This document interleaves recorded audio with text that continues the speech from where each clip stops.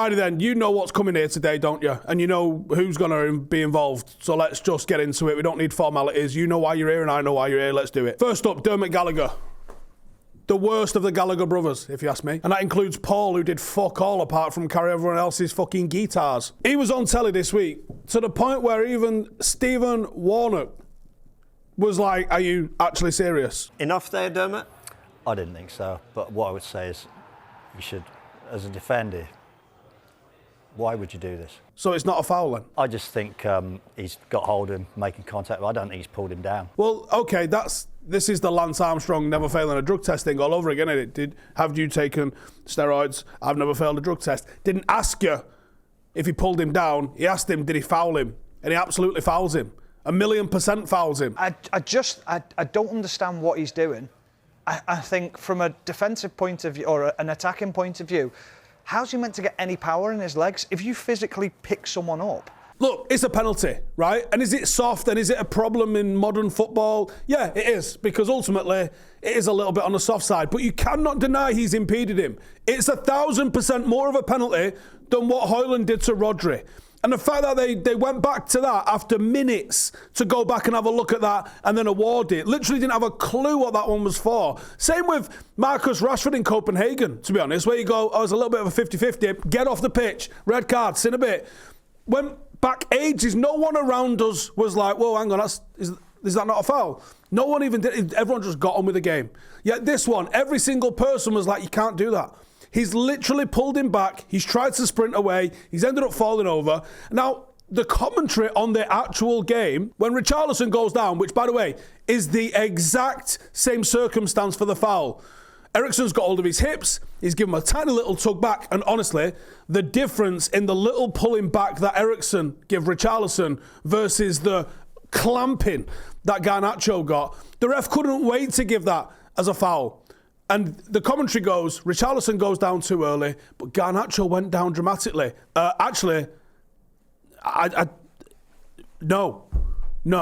If anything, Richarlison goes down dramatically because he actually throws himself. Garnacho doesn't throw himself. He just hits the deck because he's got no fucking feet on the fucking floor! For fuck's sake! And you knew that this fucking shit Gallagher brother was going to start waffling about that come Monday morning, didn't you? We all knew it. We all tuned in for it. And that fucking guy delivered, didn't he?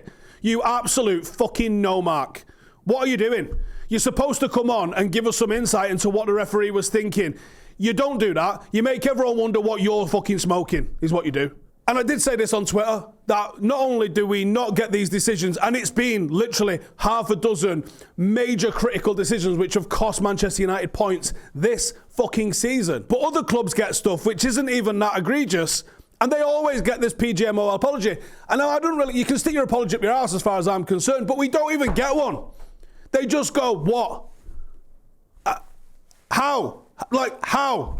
How was it worth going back to what happened with Rodri and it wasn't worth going back and having a look at this? How? They looked at it for 3 seconds and were like, that's perfectly normal on a football pitch that you can just fucking... He would have took his fucking pants off him if he'd had 3 more seconds. It was an absolute fucking joke of a decision. Piss take. But yeah, of course, the PGMOL apology doesn't exist because it's Manchester United, so ram it up your arse. So Chris Sutton writes an article about that Tottenham game, and I see my ass with all of the commentary on there, including Gary Neville as well, because his neutral or attempt at being neutral has overcooked it to fuck. And I love Gary Neville, and I will go to fight for Gary Neville, but you got to stop downplaying your own career because you was fucking world class and you know you was, and it's annoying watching you try and put people like Micah Richards on your fucking level. It's disgusting, right? Then you've got the over-neutralising of your commentary, and I get that you probably had to do that. Being Red Nev and appearing on Sky, you had to come across as like loving every club. But that fucking Scouse prick next to you is allowed to be a full-on Liverpool fan. Why can't you be a United fan? Why can't at some point go, do you know what? If United get 3 points here, we fucking robbed them, but who gives a fuck? Up the fucking Reds. That's what it should be all about, because that's what Carragher does. Unapologetically so. Why aren't United fans or players or fucking fan players allowed to do that on TV? But anyway, I've digressed. Back to Chris Sutton. So everybody in the world is absolutely tugging off Ange over this draw at Old Trafford. Yeah, it's a good result. It is. I'll take a result away against, over top six opposition. That is a good result. You give him that. You go, well done, mate. You got a good result there. And you play pretty well while you're doing it. Chris Sutton calls it a 2-2 mauling. Now, unless the meaning of that fucking word changed overnight, it wasn't a 2-2 mauling, was it? I'm going to be honest, they dominated possession. They absolutely did. But they didn't fucking threaten us. They dominated possession and had to rely on set pieces to fucking do anything. At no point did we look in trouble with them knocking at the door. It wasn't like backs to the wall, just fucking chaos, loads of saves. That didn't happen. United were the team that looked like they were going to score more likely than Spurs. They just did. 2-2 mauling.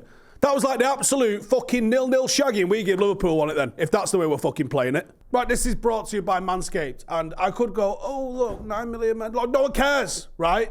If you are a man or you know someone with a cock and balls in your life, they need to be trimming their shit. We're not going in to 2024 with it all hanging all over the fucking place. I'm not doing that, right?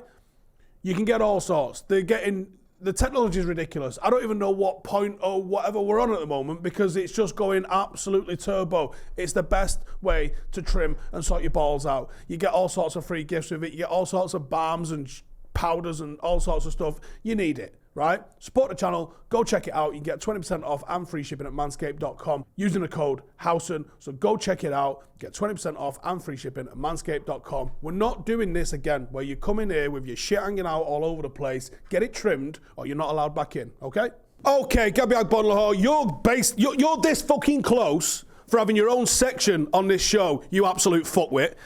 Agbonlahor has come out today and give it the well, I'm not going to talk about him, my fucking most overrated player in the Premier League. Nemanja Vidić. What? Most overrated centre back. Yeah. Oh, most overrated centre back. No, I'm answering that question. Why? Because you did off air, and I could tell the punters what you Vidić? said. Yeah. Oh.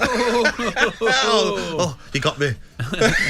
No, you know what? When I played against Vidić, I've said it before, and it went viral. I didn't find him hard to play against.